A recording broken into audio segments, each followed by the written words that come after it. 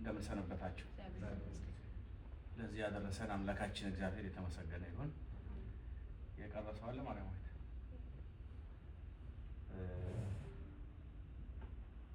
መጀመር እንችላለን። እግዚአብሔር ይመስገን የምትለው መዝሙር እንዘምር። ይህችን ቀን ቀድሶ ለሰጠን እግዚአብሔር ይመስገን፣ ይህችን ቀን ቀድሶ ለሰጠን እግዚአብሔር ይመስገን፣ ይህችን ቀን ቀድሶ ለሰጠን ከያለንበት ሰብስቦ ለዚህ ያደረሰን ከያለንበት ሰብስቦ ለዚህ ያደረሰን ከያለንበት ሰብስቦ ለዚህ ያደረሰን ከያለንበት ሰብስቦ ለዚህ ያደረሰን እግዚአብሔር ይመስገን፣ ይህችን ቀን ቀድሶ እግዚአብሔር ይመስገን፣ ይህችን ቀን ቀድሶ ለሰጠን ከያለንበት ሰብስቦ ለዚህ ያደረሰን ከያለንበት ሰብስቦ ለዚህ ያደረሰን ከያለንበት ሰብስቦ ለዚህ ያደረሰን ከያለንበት ሰብስቦ ለዚህ ያደረሰን።